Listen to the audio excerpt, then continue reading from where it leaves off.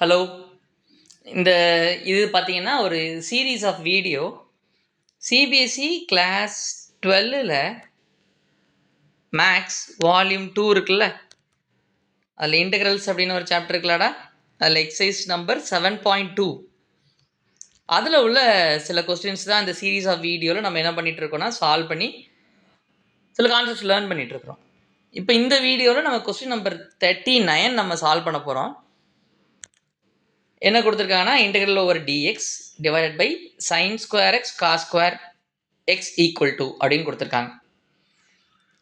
So இது வந்து நான் எப்படி சால்வ் பண்ணலன்னா நம்ம ட்ரிக்னாமெட்ரிக் ஃபங்க்ஷன்ஸ் யூஸ் பண்ணி நம்ம சால்வ் பண்ணிடலாம்.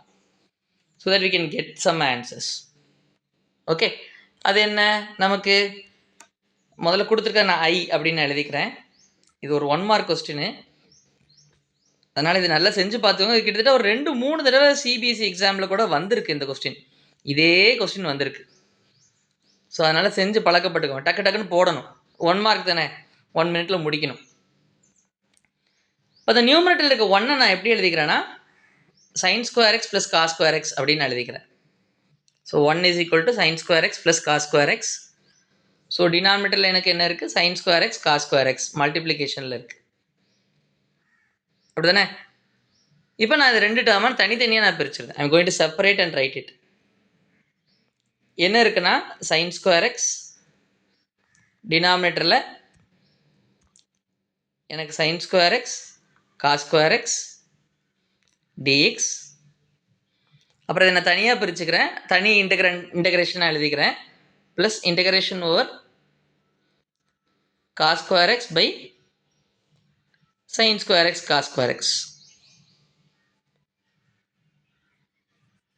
டிஎக்ஸ் எழுதலாம்ல. ஓகே, தனித்தனியாக லீனியாரிட்டி ப்ராப்பர்ட்டி படி நான் 2 தனித்தனியாக செப்பரேட் பண்ணி எழுதிக்கிறேன். தனி 2 இன்டெகிரேஷனாக எழுதிக்கிறேன். இப்போ இந்த சைன் ஸ்கொயர் எக்ஸையும் டிவைட் பண்ணால் எனக்கு என்ன இருக்குது, ரிமூவ் ஆயிரும். எனக்கு காஸ் ஸ்கொயர் எக்ஸும் போயிடும்.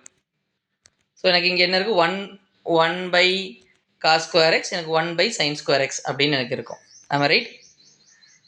ஸோ எனக்கு அப்புறம் எனக்கு என்ன இருக்குன்னா 1 பை காஸ் ஸ்கொயர் எக்ஸ்னால் என்ன, சீக்கன் ஸ்கொயர் எக்ஸ்னு எழுதிடலாமா, சீக்கன் ஸ்கொயர் எக்ஸ் டிஎக்ஸ்.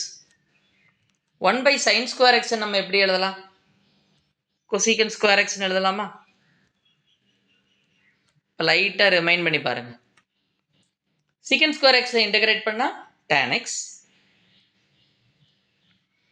கொசிகன் ஸ்கொயரை இன்டெகிரேட் பண்ணால் மைனஸ் காட் எக்ஸ். அவ்வளோதான், முடிஞ்சிச்சு. ஸோ இது ரிப்பீட்டட்லி கேட்ட ஒரு கொஸ்டின். இந்த வருஷம் 2025 கூட கேட்டிருக்காங்க. இது ரெக்கார்ட் பண்ணும்போது 2025. ஸோ அப்புறம் நம்ம எதை ஆன்சர்னு எழுதிடலாம், ஆப்ஷன் பி தான் நம்முடைய answer.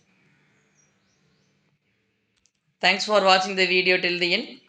Two like and subscribe.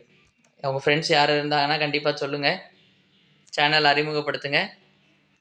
We'll be so motivated to make many more videos. நன்றி. அடுத்த எக்ஸசைஸில் நம்ம மீட் பண்ணலாம். நன்றி, வணக்கம்.